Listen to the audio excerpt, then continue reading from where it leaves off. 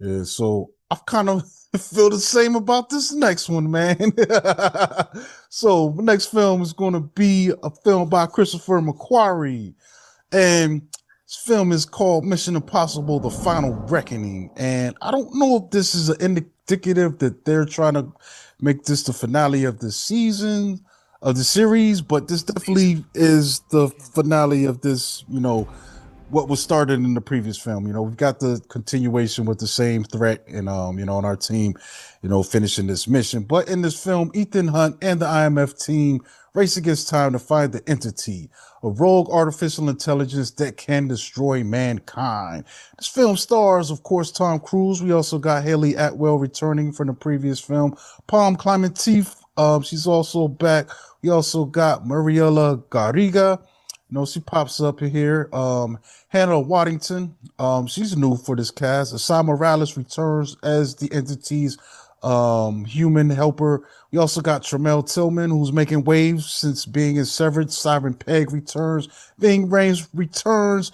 Craig Tarzan actually returns because he was an agent in this. Katie M. O'Brien, she's new here. She might have seen her in the film Love Lies Bleeding, which Hmm. I thought was a great film.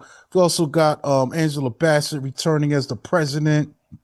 Henry Zerny, Holt McConney, Shea Wiggum. Shea Wiggum is always dope in this stuff, man. You know what I'm saying? Who's my man too? Rolf Saxon is returning from Mission Impossible 1. That's crazy, bro. We also got Charles Parnell who returns in this film and a bunch of other people, man. So I can go And a further with cast this, of man. thousands. Yeah, there's a lot of people in this thing, man. So what you think about this, man? I did like it. I'm gonna start off with this. I did like it. And I was expecting a little bit more action during this one because when we left off on what was the last one called? Last Dead Reckoning. Reckoning. Well, there was a lot of action that happened in that film. When we get to this one, there's a lot of setup, but when everything is executed, I was having fun. But there's a lot of parts of this film that are intense. I think the writing is good. There's less action that happens in this one probably in any of the other films. But like I said, the writing is good, and the action we do have is, it's intense. That's all I gotta say. The biplane scene and the submarine scene are intense, and just people in offices discussing things is gets intense too. I was glad he brought Angela Bassett back. In this series, she's actually the president in this, and I thought that was real cool. Um, and it looks like Tom Cruise has just been spotting people like Tillman and what was the woman's name that was in Love Lies Bleeding? That's kind of interesting because this film has been in production for a long time, so it makes me He, wonder, like was Tillman Severance popping no, around the time when, or he popped, or he saw him in something else and glommed onto him? You know what I'm saying? Because this even Love Lies Bleeding, I think this was already in production before I that. think it was in production, but I don't think they had to start shooting anything. Well, Waddington was Tillman. popping from the that show was going for a while. I could see her being an initial grab, but also maybe sometimes I feel like because these roles, a lot of them are kind of smaller. They're not like film long. They're kind of spot like in one location. So I could see them also picking up people as they were going along. It's like, yo, who Yeah, could we fill here? And plugging in like but Katie O'Brien, yeah, but it wasn't no, yeah, like Katie O'Brien. It wasn't no like no name character, Yeah, nah, this actors. guy's a No, stacked dude. they were like, you could This thing almost is say if they stacked. were in something else, there would be a cameo type role. It wasn't Yeah. they weren't notabilities. I, Hmm. I just thought it was kind of interesting how that was done. But overall, like I just had a lot of fun with this film, even though it's a little longer than it needs to be. I think it pays off. Um, Hmm. and I watched the first part of it a couple weeks ago before going into this. I will say overall, Ghost Protocol is my favorite of this series, but I kind of wish that we kind of had something going on like we had between Rogue Nation and Fallout. that was a continuation of of a bit of a story arc or with a character that worked a little bit better than this film. But I will say I did have fun with this.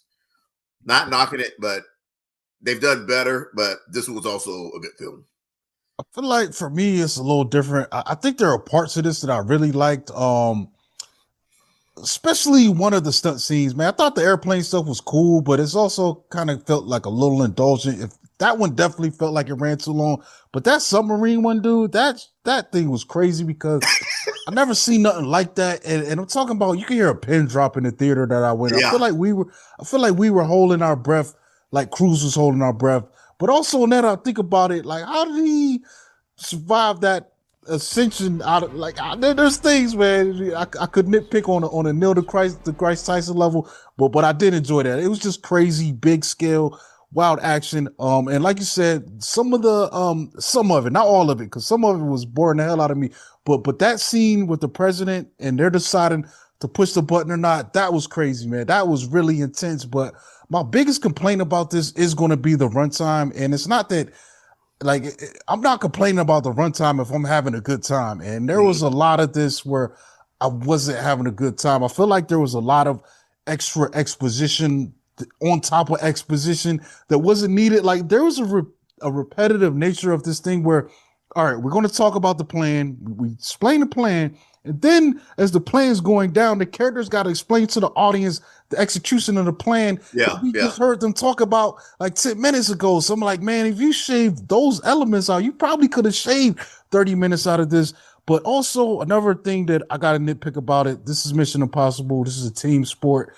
And that's why I like Ghost Protocol so much. And some of the other sequels is the team element was really core to this. Like even Simon Pegg, I felt like wasn't utilized as good as he was in the previous version of the film. And some of the teammates, I mean, we got a point where they got to branch off and cover different areas, but some of them felt really underutilized. Even Katie O'Brien's character is just there to be like, take care of my suit. And I'm like, damn, you got this, like, this all you could figure out to give her. It seems like everyone wasn't. It was so star-studded with that stuff, though, because you knew who those people were. But I don't really think it was a waste. I really enjoyed everything about this film, but it's just that wasn't working for me. I needed more. It's like casting. It's like casting someone, getting like just to play the security guard. You're going to cast James Earl Jones or Sam Jackson, someone, or get Denzel to just be the doorman. I'm like, yo, this is like, it's like even there were some surprises too, man. Like my guy that was in the very first film, I thought there was a cool thing they did with his story arc, character arc, because there was some meat there. But I feel like so much of the team that wasn't Ethan was just getting pushed to the side, and I don't think that time with all that exposition, it's taking it's about an hour and 20 minutes before it really starts moving this film, and I'm just like, this could have been utilized a lot better, This might have been the longest cold open I think I've seen in a film in a long time. It when the cold open, that's what got me too. So that cold open scene happened, and then the music comes up, and I wasn't excited. I was like, okay. Like, that's supposed to be the are we in here? It might have been one of the weaker cold openers that I've seen in his friend. Like he's not doing something that this message was self-destruct, and then the music comes on. I'm like something really good happened, and I'm just sitting there like, damn, they missed that. The timing, they missed that mark on that one. One of the things that kind of messed me up too is what happened to Rebecca Ferguson last Ilsa Faust last film. I think she might, other than Tom Cruise, she might be my other favorite character. Or she was kicking ass. Especially in I will give it to her. I think Haley and her were doing a good job in even though I didn't like Dead Reckoning a whole lot, I think it's better put together than this one. just narrative wise, this one has probably more spectacular big set piece stunts, but I felt like that one There's more action that was a happens in Dead more, Reckoning. yeah, that was Yeah, a there's a lot more action that happens in Dead more Reckoning. entertaining film for me, at least. You know what Yeah. I'm saying?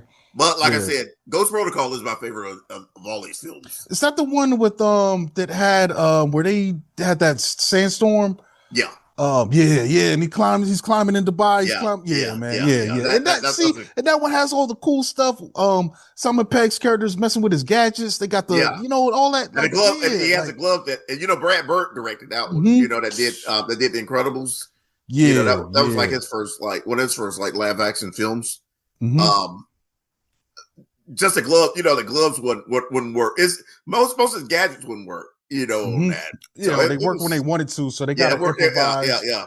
And he's scaling this mile high skyscraper in Dubai, during this film. Mhm. Yeah, yeah. I don't know, man. It's And crazy, man. what's Robin Thicke's wife's name? Yeah. She was in there. I can't remember her name right Paula now, but Patton. I know It's what you're talking about. Yeah, Paula Patton. Yeah. Yeah, Paula Patton. I kind of wish that character would have showed back up. Yeah, She was man. like Paula Patton, but Yeah, the game, yeah, I don't know, man. Like for me, I wish it ended on a higher note. Like it's an okay film, but I'm not gonna put this high up in my rankings, man. I feel like I've had more fun with some of these films. The stunts, they're definitely worth seeing on the big screen. The spectacle of those really big sequences, but this one is probably just barely making it for me, man. I don't know. Wasn't a big fan of this one. okay. Yeah, I think I had more fun watching Bloodlines today, to be honest. Okay. Even apples and oranges, but still, man.